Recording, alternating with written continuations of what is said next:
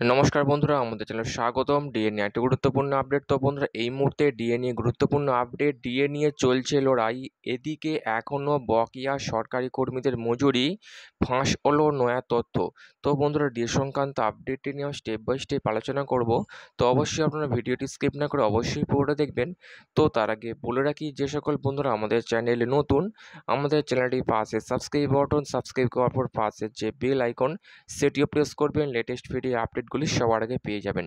দেখে নেব আজকে ডিএ সংক্রান্ত গুরুত্বপূর্ণ আপডেটটি। মহার্ঘ ভাতা নিয়ে এই রাজ্যে দীর্ঘদিন ধরে টানাপোড়েন চলছে। কেন্দ্রীয় হারে ডিএ প্রদান থেকে শুরু করে বকেয়া ভাতা প্রদান করা একাধিক দাবিতে সরব রাজ্য সরকারি কর্মীরা।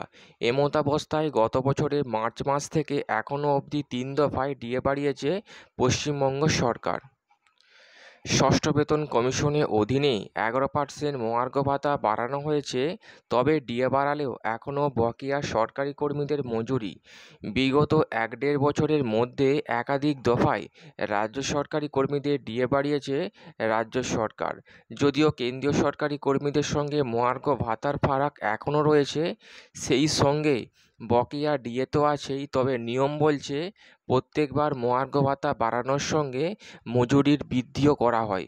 তবে অভিযোগ, রাজ্য সরকারের তরফ থেকে ডিএ বাড়ানো হলেও দৈনিক মজুরি প্রাপ্ত কর্মীদের একাংশ কিন্তু বর্ধিত মজুরি পাচ্ছেন না। নিয়ম অনুসারে প্রত্যেকবার ডিএ বাড়ানোর সঙ্গে সরকারের দৈনিক মজুরি প্রাপ্ত কর্মীদের মজুরি বাড়ানো হয়, কিন্তু অভিযোগ সেই বর্ধিত হারে মজুরি তারা পাচ্ছেন না।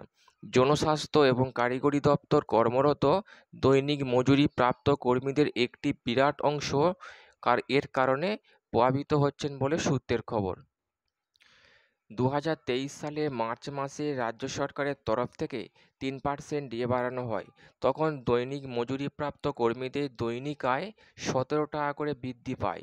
এরপর 2024 সালের 1 জানুয়ারি থেকে ফের রাজ্য সরকারি কর্মীদের 4% মহার্ঘ ভাতা বাড়ানো হয়।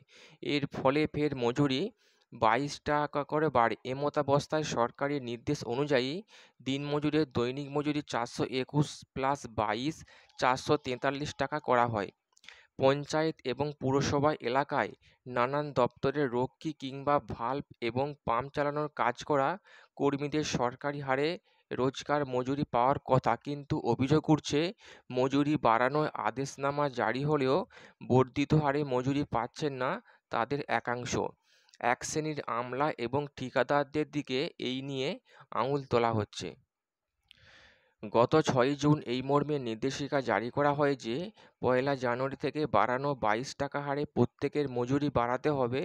এর আগে 2023 সালের মার্চ মাসের ক্ষেত্রে 17 টাকা মজুরি বৃদ্ধি অনেক ক্ষেত্রে কার্যকর হয়নি। এপ্রিলে ডিএ বৃদ্ধির সময় 22 টাকা মজুরি বৃদ্ধির কথা বলা হলেও সেই টাকা অনেকে পাচ্ছেন না।